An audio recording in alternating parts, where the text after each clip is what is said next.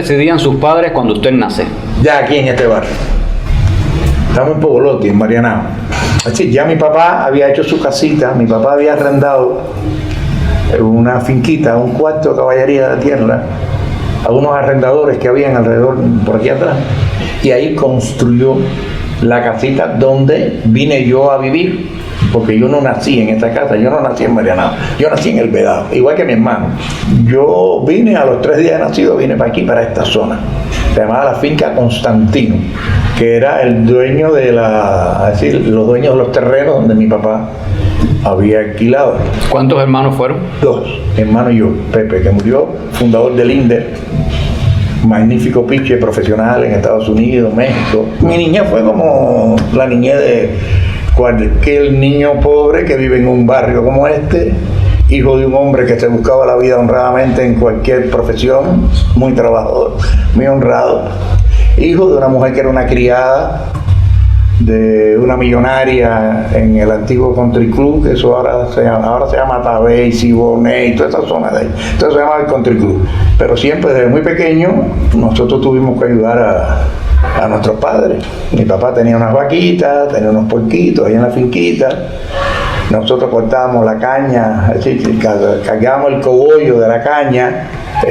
Para cargar el cogollo para las vacas teníamos que cortarle la caña al colono, cargarle la caña para la carreta para podernos llevar el cogollo, para que las vaquitas comieran, dieran lechita y nosotros diéramos la leche por el pueblo, por aquí, por Buenavista, El Vedado, donde sea, que mi papá la llevaba. Éramos niños pobres, pero no podemos decir que pasamos hambre, porque nuestros padres se sacrificaron muchísimo y trabajaron muchísimo.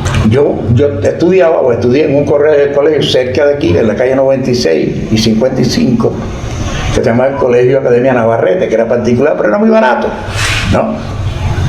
Pero cuando yo iba para el Colegio Navarrete es que el viejo estaba mejorcito, ¿no? Porque si el viejo estaba malito había que ir para la acera enfrente, que era la escuela pública. Entonces no había dinerito para pagar la escuelita, había que ir para la escuela, había un poquito más de dinerito, el viejo nos mejoraba la calidad de los estudios. Con la clínica igual, la clínica donde yo nazco, las damas de la Covadonga, en 17J en El Vedado. Era una clínica muy barata cuando nací yo y cuando murió mi mamá, ya después del triunfo de la revolución, nosotros, el viejo estaba pagando esa clínica y nos atendieron, ahí nací yo. Mi casa, es decir, el lugar donde yo me crié, ahí atrás, no tenía un ladrillo entero. Se hizo con pedazos de ladrillo, porque no tenía dinero para comprar el ladrillo completo. Pero el techo de la casa no era de mampostería, era de madera y papel de techo. El papel colorado, el más caro, era el mejor. Entonces, cuando el techo de la casa de madera tenía papel colorado, nosotros decíamos, el viejo está en buena. Y cuando veíamos para arriba el techo que le había puesto una banda de papel prieto, le decíamos, el viejo está mal, el viejo y la vieja. Y así nosotros sabíamos cómo era más o menos la economía del viejo. Pero mi padre y mi madre fueron muy trabajadores. Y lo más importante de todo, María Cristina, es que si Pepe se queda en La Habana, no va a poder tener ni tiempo ni posibilidades para continuar trabajando en el proyecto. Y que usted sepa, anterior a usted, ¿alguien más en la familia se había dedicado al arte? No, a nadie se le ocurrió que iba a ser artista, nada más que a mi mamá. No. Pues dice, pues las ocurrencias que yo tenía desde chiquitico. Usted, tengo entendido que ni siquiera nunca soñó con ser artista. Jamás.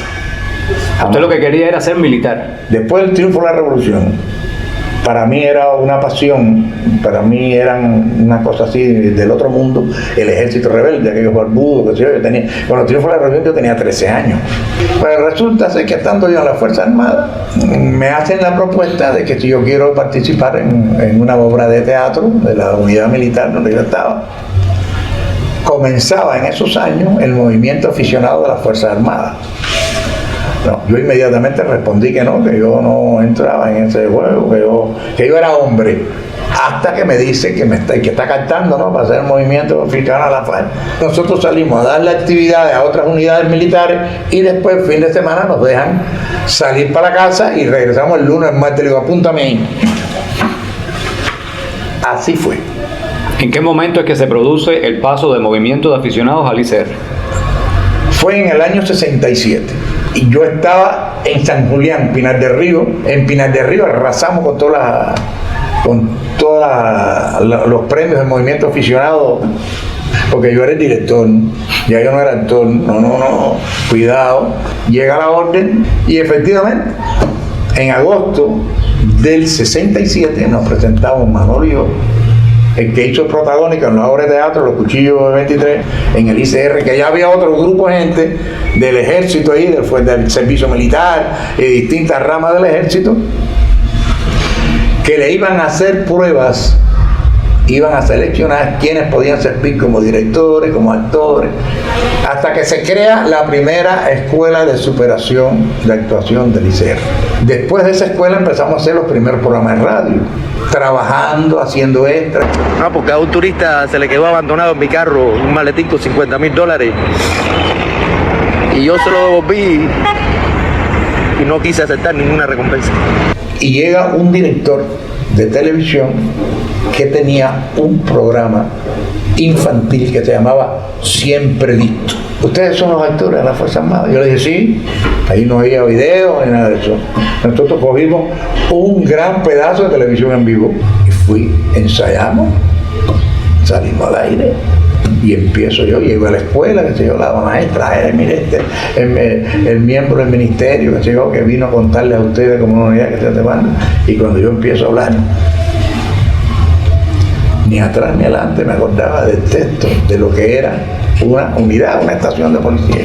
Y me puse a contarles a ellos cómo era la vida en una unidad, una batería antiaérea, la vida, la guardia, la limpieza de los armamentos, El director de la televisión me dice, compadre, qué bien te quedó el traslado de una historia para la otra. Y lo que me dijo fue, ustedes no pueden hacer eso. Ustedes todavía no están preparados para eso. Ese fue el primer personaje que yo hice en televisión. ¿A dónde quiere llegar? Hasta el final, señor mío. Hasta el final. ¿Qué tiempo transcurrió de ese programa infantil a Los Mambises? Antes del 70. Ya nosotros habíamos hecho Marco Polo. En la primera serie de Los Mambises, dirigida por Vázquez Tallo, y yo hice un oficial español, ¿no?, que salía un solo capítulo. Bueno, mira, me estoy hablando de la primera serie de Los Mambises, estoy hablando del Marco Polo, La Flecha Negra, Gabriel de Grujarca, Los Comandos del Silencio, Rebelión, hasta la última, fue la última vez, creo que la última fue El Águila.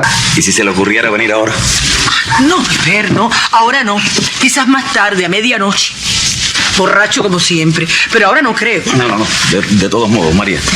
¿Y existió algún personaje que haya sido para usted, no el preferido, pero sí el más importante o el que haya requerido de usted un mayor rigor? Hay varios, porque para hacer Esbania, ¿no?, de Chekhov, eso fue una historia cuando él me dio el personaje también, porque yo nunca pensé que me iba a dar ese personaje. Pero hay un personaje en la historia mía, que ese fue muy importante, que lo hicimos Miguel Navarro y yo, que se llamó Los Tiempos de Cada Uno, que éramos dos ciegos. Y el primer serial, según tengo entendido, de 16 capítulos que se hizo totalmente en exteriores para la televisión, en cual yo fui el protagonista, se llamó Por el Rastro de los Libertadores, que lo dirigió Eduardo Moya. Porto, ¿y ha existido algún tipo de personaje que sea lo que usted prefiera? Sí, ¿o no? Lo que está bien escrito. ¿Por qué surge Corimacao? Bueno, mira, yo estaba haciendo la novela Cuando el agua regresa a la tierra, que fue para mí una de las grandes novelas que se han hecho en Cuba. Yo estaba haciendo la novela, estaba grabando la novela, después un proceso de preparación, de meses metido en lo más trincado de la Ciénaga, para poder sacar a aquel hombre. Y había un poblado de la Ciénaga que era el poblado, como decirte, el centro de la filmación, que era el poblado de los hondones. Yo cuando estaba preparando el personaje, a mí me hicieron una entrevista a los jóvenes periodistas de Radio 26 y yo les puse una sola condición. Yo llevaba mucho tiempo en ese poblado y entonces los muchachos me dijeron, bueno, yo quiero que ustedes me hagan una sola pregunta.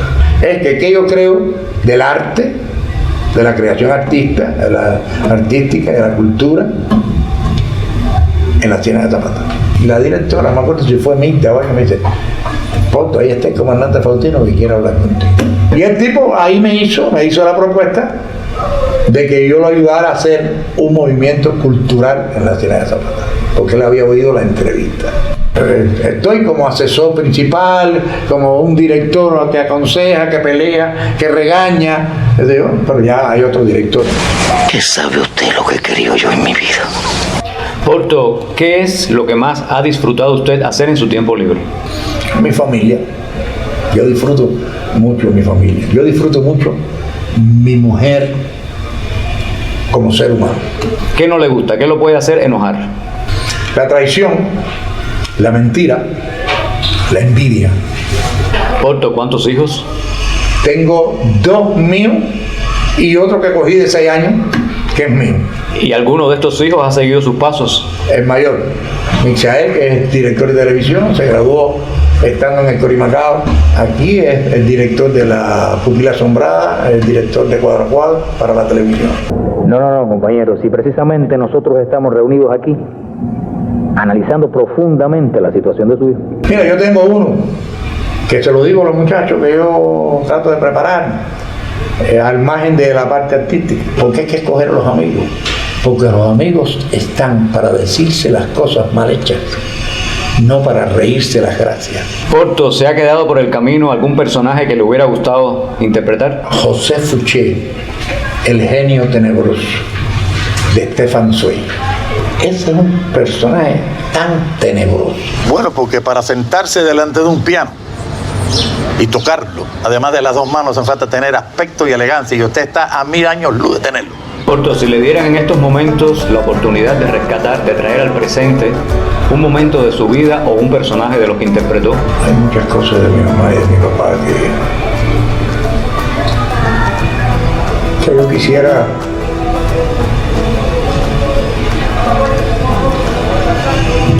poderlas tocar otra vez.